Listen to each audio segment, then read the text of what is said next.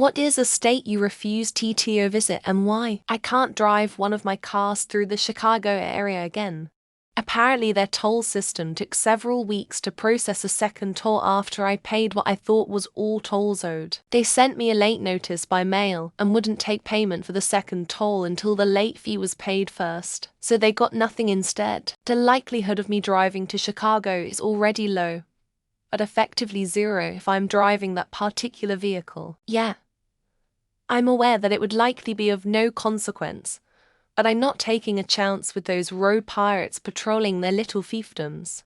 NG the egos of bourgeois Karens and the bottom line of Silicon Valley is more important than having firefighters, teachers, and other crucial public service employees can actually afford to live there. Their mostly liberal politicians do nothing about it. Then those same politicians have the gall to bash conservative states. It's not just their pathological abuse of the poor I hate, but their mind-numbing hypocrisy about it. Tennessee, on a road trip with some friends in the late 2000s. We interacted with all of one person it was enough for us to sign off the entire state from our road trip plans. A park ranger at a state park was rude to us, acted like us asking a basic question about the park was a huge burden. And then she dropped the N-bomb out of nowhere by saying at least there's no that word in the park finally. Never been back. I'm from Montana. Born and raised. I will never set foot in California. Over 48,000 people moved here just last year, and ever since that stupid TV show called Yellowstone was filmed here, it slowly ruined the state. Maybe 48K people don't seem like a lot to the other states, but to Montana, it's huge. P.S. If you ever fly into the Bozeman airport, hide a Western wear unless you want to be the laughing stock of Instagram. There are certain states that I'm not dying to go back to, but I'd never refuse a trip to see something new. I've got 7 more states to visit before I've hit them all. I found nice things in all of them and crappy things in all of them. The thing I love about traveling is being able to see that there are good and bad people everywhere, and it's a waste of time to judge an entire state based on assumptions you hear before you go. If you're talking American states, then known.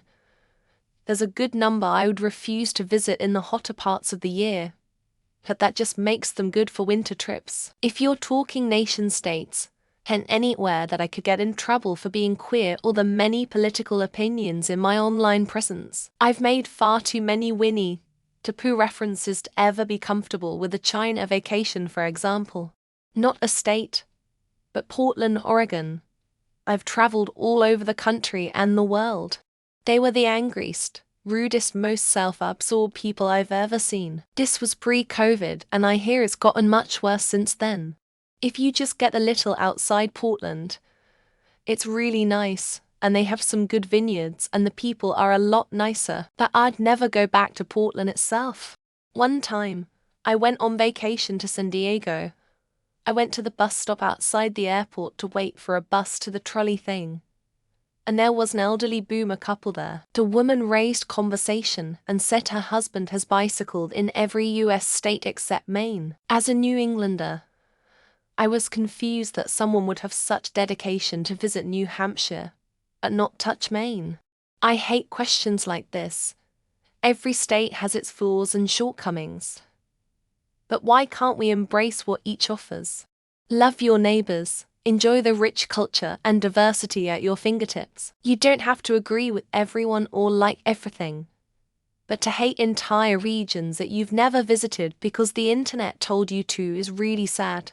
I've been to the 48 contiguous states, and I'd like to visit Hawaii and Alaska someday.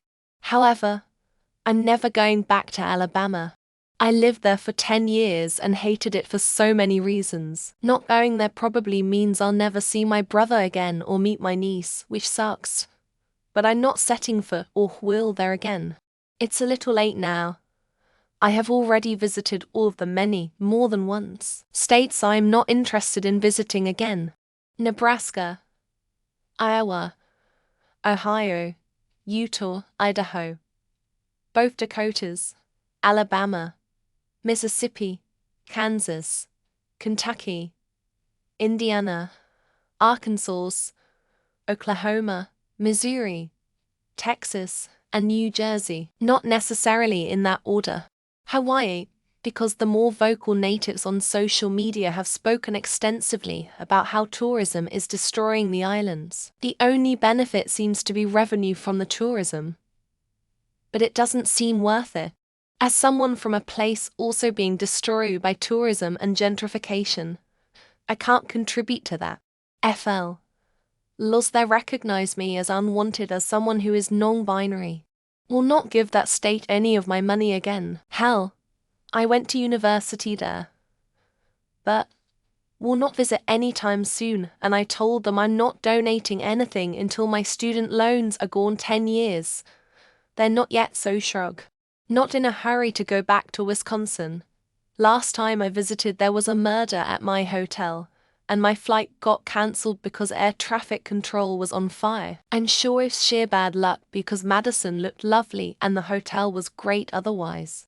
But it seems like a fate I don't want to tempt. I have nothing against Alaska, or even cold weather. But I have absolutely no interest in ever going or being there. It's just a little human habitation, and it makes little logistic sense to me. And I don't think I'd handle those summer weeks of sunlight too well. The whole Southeast has a segment of strong unapologetic racists waiting for the opportunity to act out.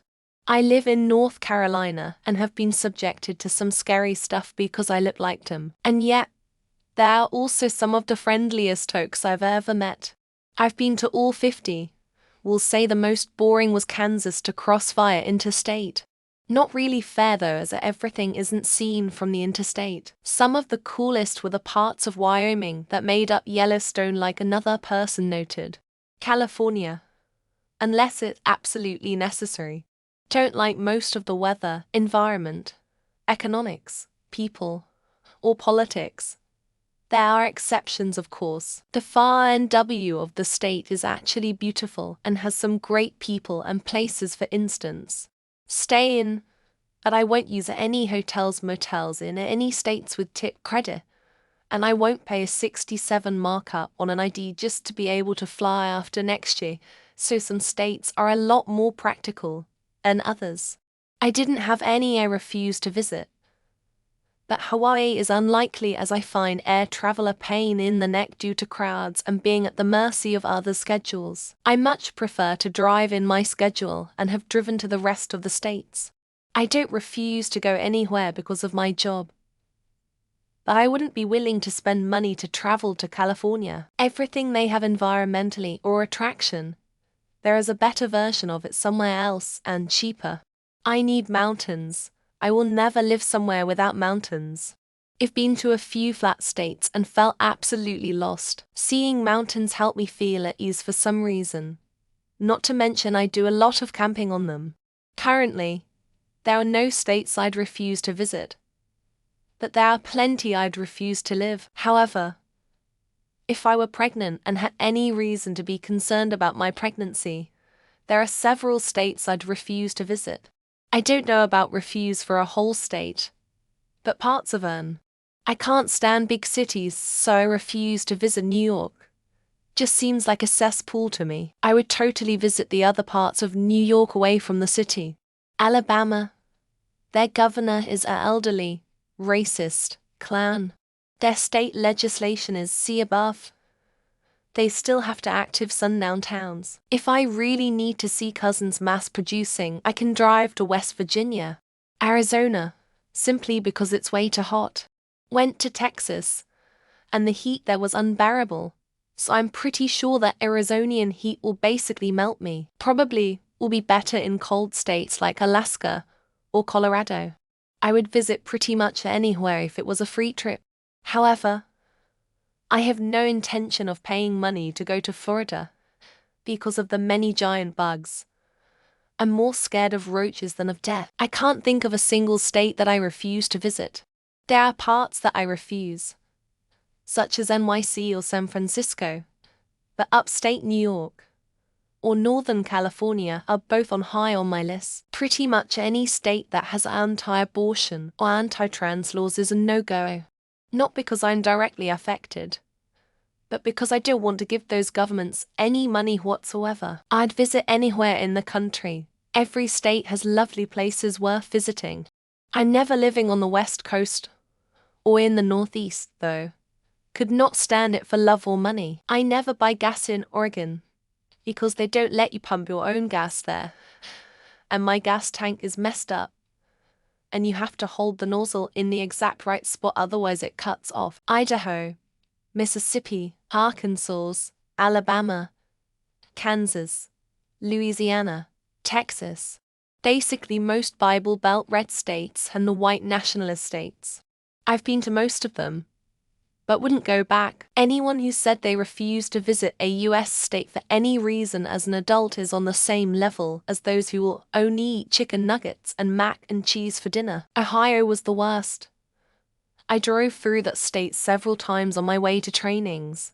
The people were rude, and there was absolute nothingness to look at on the highway. As long as any member of my family is one miscarriage or ectopic pregnancy away from bleeding out due to inadequate healthcare in this state, I won't visit there. Texas had Texan roommates while I was in the military, and they were a collective of proudly ignorant schmucks. Plus, all of my family I see would live there. I just don't see any reason to visit Idaho.